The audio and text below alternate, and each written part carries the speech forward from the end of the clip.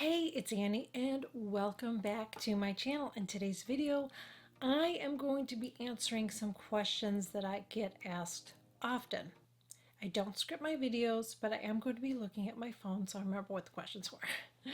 How do you keep foundation looking smooth and nice all day?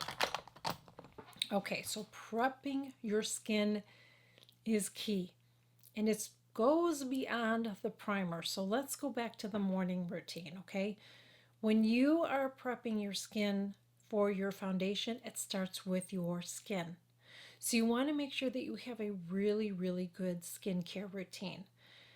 If you have flaky skin, you need to address that, okay? And it might not be something that you can do that day. It could be something that you have to just work at with your skincare, but you can prep it a little bit to make some of that flaky skin better.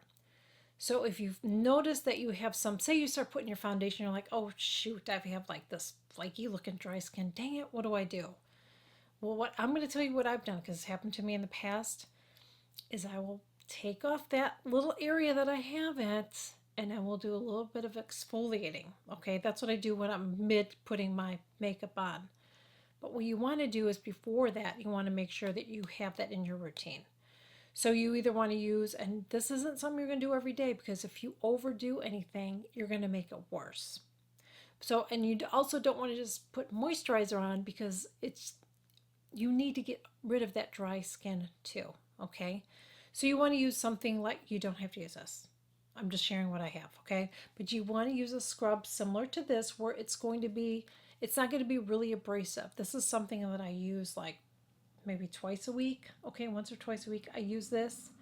And what this is going to do is it's going to help to exfoliate that off. Okay, but it's not too abrasive. It's really nice. Another thing you can do is use peel pads like this, or the one from, I think I forgot to mention that in the other video.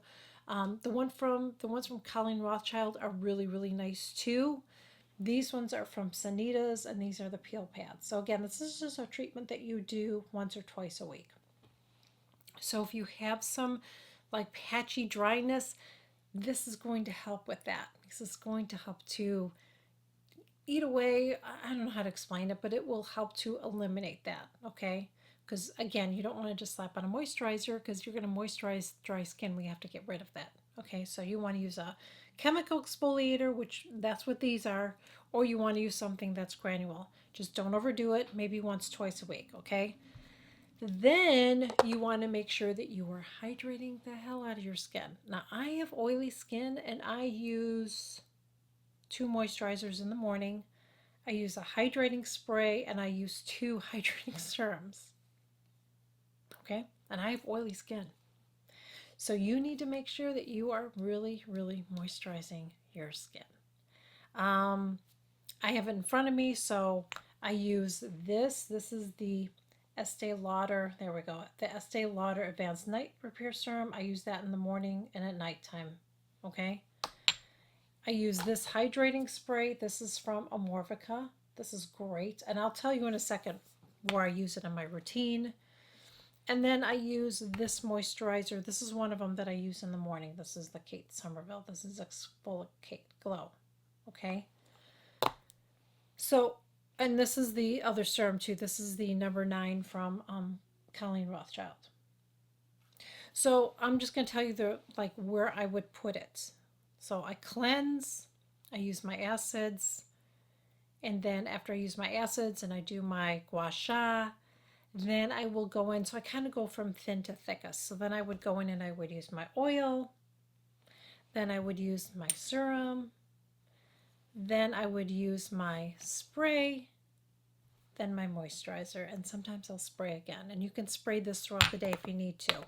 So you need to make sure that you are hydrating your skin and really prepping it really, really well for your foundation. Then I put my sunscreen on. I'll let that all marinate and sit on my face for at least 20 minutes. It's always more than 20 minutes. Then before I put my foundation on, this is what I use. This. Unless there's something that I'm going to wear that I know I'm going to get oily, then I don't wear this, because this is very hydrating. This actually has hyaluronic acid in it. This one is beautiful under foundation. It really, really is. Even on my oily skin. That's what I'm wearing today. See how nice my skin looks? I do have oily skin, but it doesn't look greasy. It looks really nice and youthful and dewy. And I cannot stress this enough. You need the tiniest amount. This jar will last you a long time. I mean, I would say this jar probably lasts me almost a year. This is bigger than my last one. My last one lasted me about 6 months, and this one has more of it. So it's going to last me a year or pretty close to it. So you don't have to use a lot. I don't use this as part of my skincare routine, but this is the primer that I use. If I want to have a nice glowy, dewy look, this is what I use.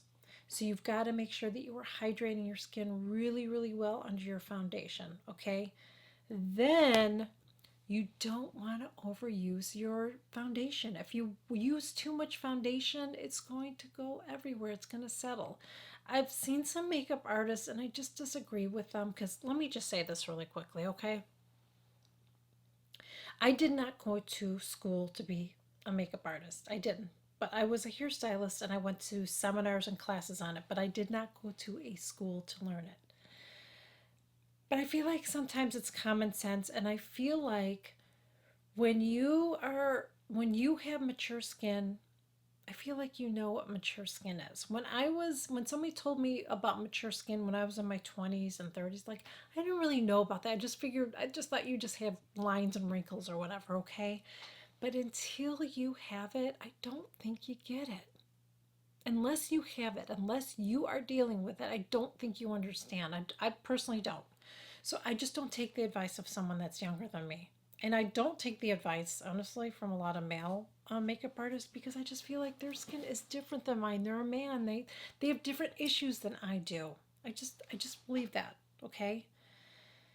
So unless you have mature skin, I just don't feel like you understand. I don't care if you put makeup on a mature woman. I just don't think you get it. I don't. You just have to be careful with how much foundation you're putting on. The more foundation that you put on, the more chances it's going to settle and it's just going to look too heavy. The less product that we wear, the better. The more product that you have on your face, the more chance it's going to settle.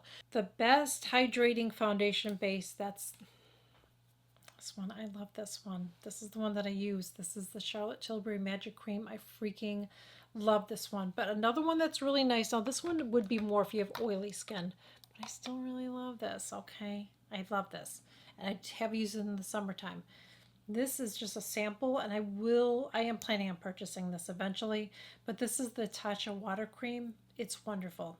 Wonderful, wonderful, wonderful underneath your foundation. But if you want something really hydrating though, this is for oily skin, I definitely recommend this. If you have, someone asked me to, if you have flaking skin after applying foundation, what do you do?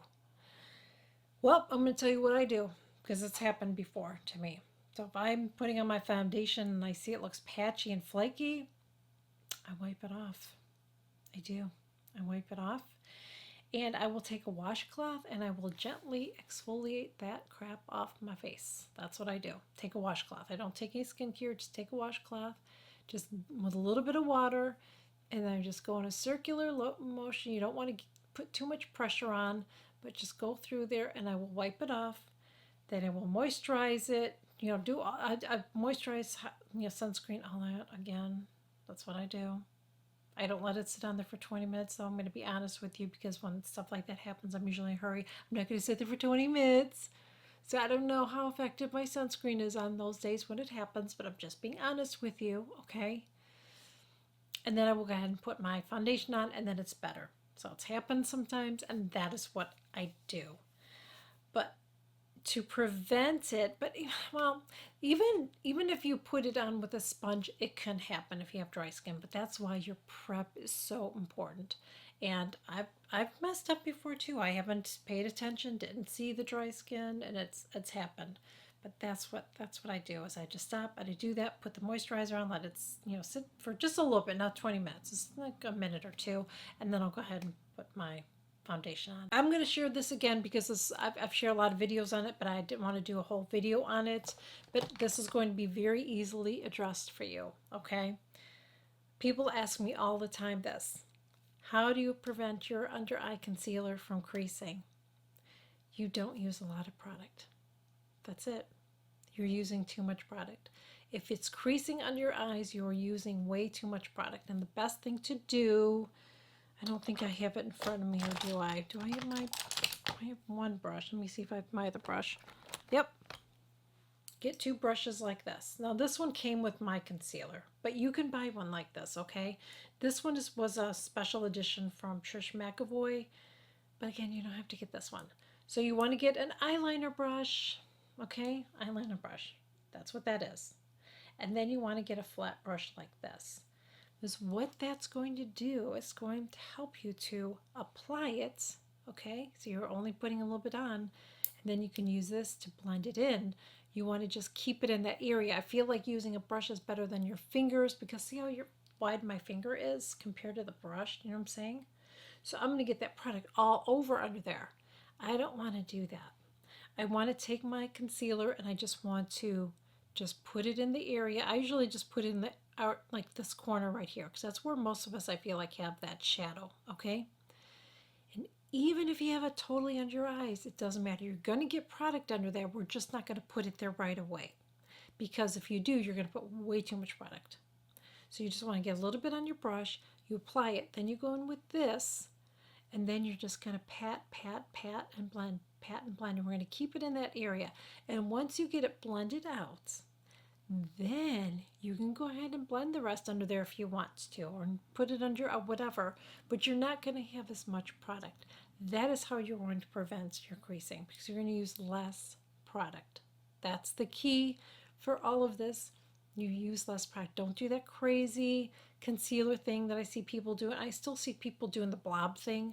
Even that's way too much concealer. And I personally don't think that it is a good idea to do that trick with the setting spray, only because there's alcohol in it, so you're putting it under your eye. I don't think that's a good idea. I know you have skincare under it, but I just wouldn't recommend doing that. Really, the key is less product. You can set it if you want to, but if you feel like, no, I've used every powder, then don't. Leave it. You can take a tissue and lightly tap, tap, like a Kleenex tissue. Just get a Kleenex tissue, place it over your eye, just lightly tap. It'll kind of take off that top layer. It'll kick the shine down, and that'll help to also prevent it from creasing. But I just like to use a little bit of powder because I just like the way it looks, but I use a very fine powder. So if we use a powder, Charlotte Tilbury is the one that I like, and I like her loose one too, her magic powder, which is this one right here. That's what this one actually was meant for. It's just under the eyes. I don't know why it's in such a big container, because I will never go through this. So I hope that these tips helped you if you have been struggling with your skin, with different issues. Let me know in the comments below if there's anything that you are struggling with makeup. Let me know, because if I didn't create a video on it, I will create one, or if I have enough questions, I'll do another video like this where I'm addressing a lot of different concerns for you guys in another video, and maybe I'll even demo it in there too. We'll see. So thank you guys so much again, and I'll catch you guys all in my next video. Bye. Dry skin, I would not. Do I have my shirt on backwards, by the way? Oh, that's great. So I've been filming videos with my shirt on backwards. Oh my god. And yes, I am doing this on camera because you can't see. Oh, that's great. I've had my shirt on backwards for a couple videos, but I don't think you can tell. Thank goodness. Okay. That's great. I thought it felt weird because it was all the way up here. Okay.